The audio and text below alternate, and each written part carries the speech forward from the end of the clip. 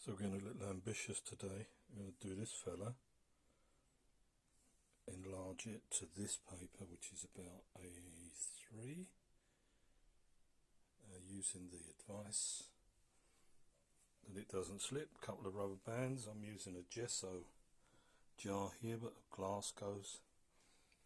And I've sketched the face, the head size, so that I know roughly that the whole thing will fit on this piece of paper.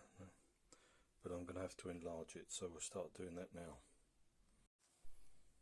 So I've got the head size there that I can get the rest of him in, and I've just pressed picture so that I can move the picture with two fingers and enlarged it. And I don't know if you can see here, here is the ring I put down roughly, which I can rub out later on, so that I've got the size of the head right. So I've started putting in some of the details here. Just show you something. I've done this chap before. Here he is, but I had him really big, and I want to get the whole body in this time, so I also did this. Now you might think that you don't need to draw in all the details of the spots, but nature being what it is, it puts them in just the right places. So I'm taking time. I've only just started with the eye, but I'm taking time at least roughly to put them where they are on his face, and paying special attention to the shape of the nose and mouth and these highlights. And I shall blank them with crepe, or this rubber solution, this area here. Sorry, I've got the pencil over the wrong side. This area here, his little beard, his eye is obviously very important. There's a light shadow in there. And then this area under the eye, nothing is completely white, but, and the whiskers of course. I should do them with masking fluid. Forgot what it was called in English, because I'm living in Germany. This is a typical masking fluid. It's just rubber. Getting it as thin as you can to do the whiskers is quite difficult. Some people use the old sort of stylus pen with a nib, but I try, I've gone and put it down somewhere else.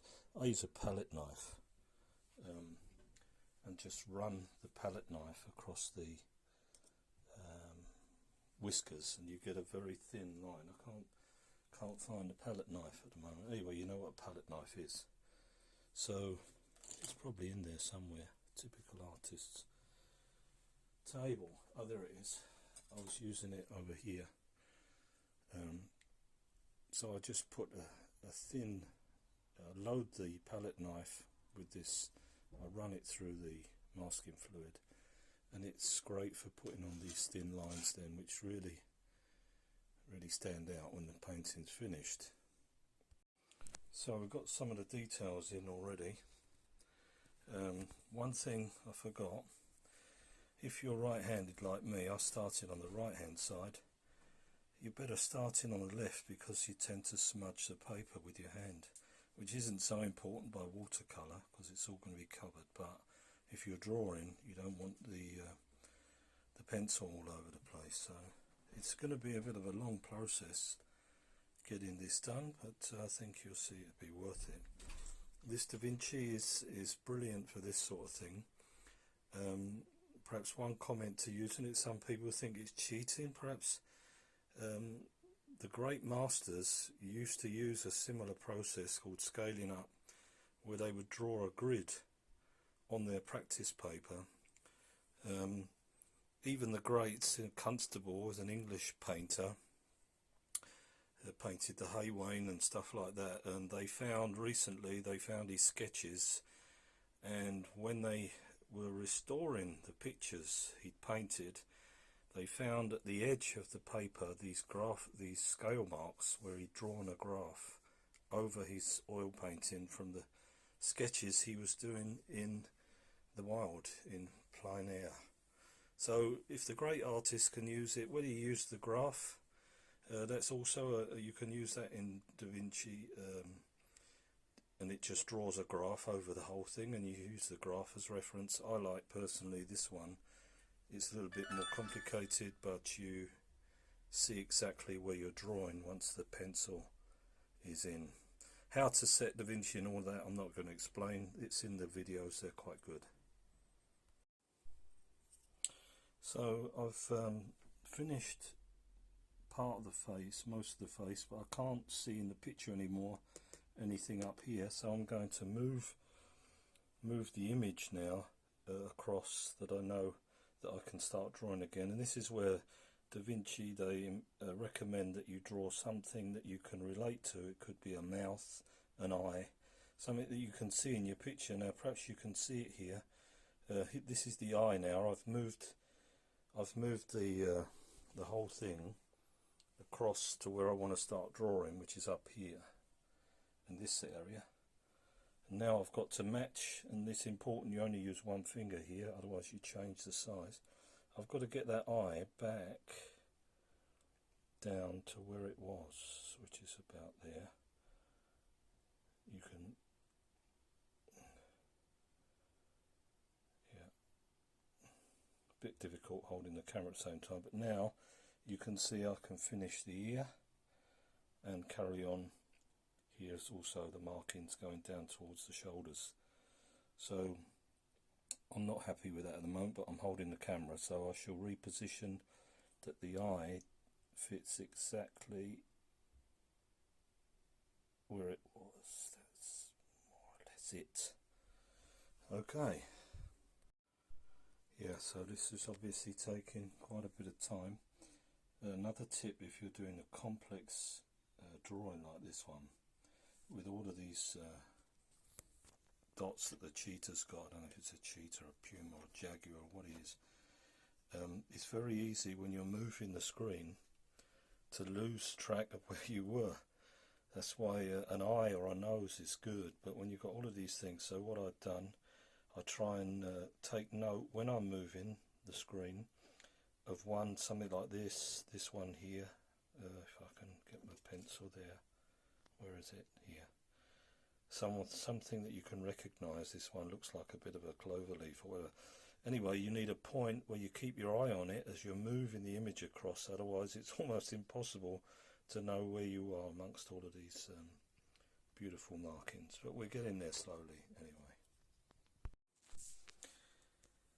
Yeah, here's another tip. I'm getting near the bottom of the paper now, but I've still got a drawer in this area, and my gesso container is going to fall off the edge, so I've bridged the edge with a couple of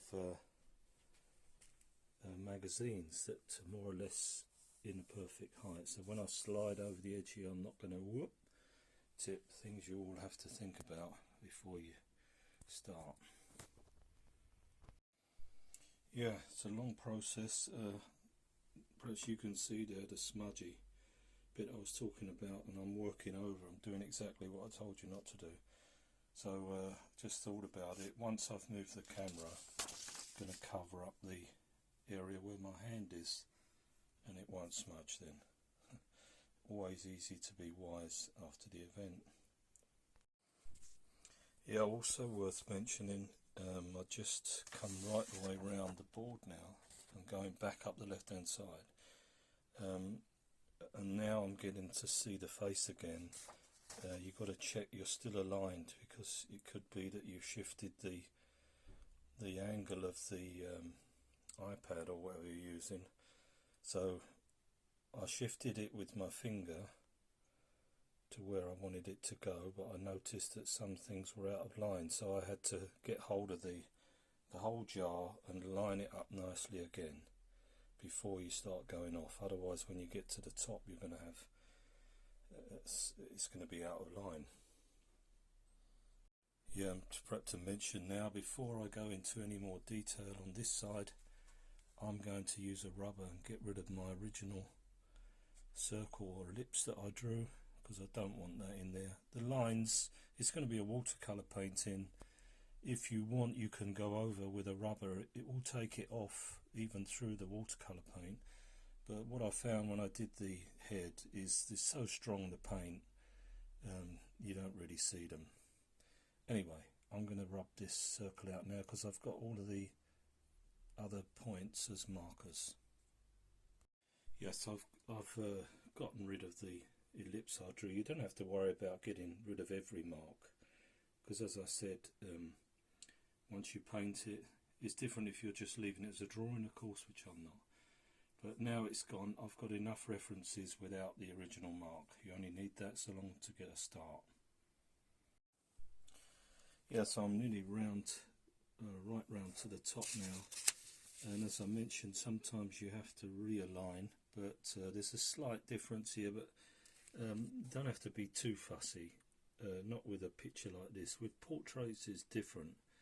Portraits you have to be, if you want it to look like the person, you have to be exact, but of course this face, no one will really recognise him.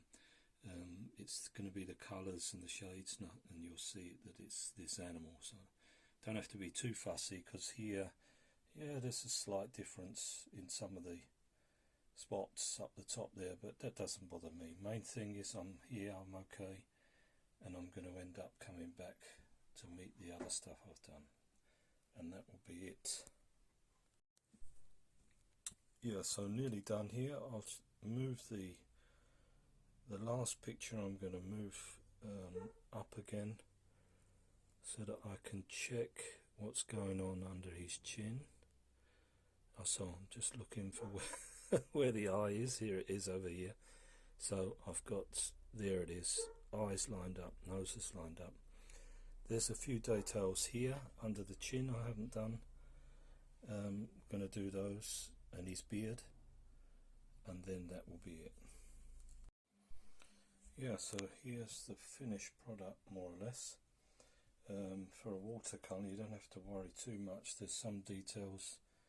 There is no finishing line here, but I shall bring that up when I paint the background. I shall just, so it doesn't have to have all of the detail, the original picture. So I'm still in the picture here. I'll just go back, I'll exit the drawing, and then I'll go out just to check that I'll go into my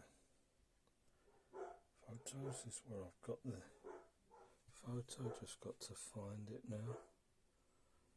So most of these are from Pinterest. I hope nobody gets upset. I just want to check now that I've got the features of the cat, that I've got the main bits. All of this down here, this stuff, you can just make up as you go along. So when we paint, you'll see how important it is to get the this dark area here, and the rest it springs out on its own. Beautiful picture.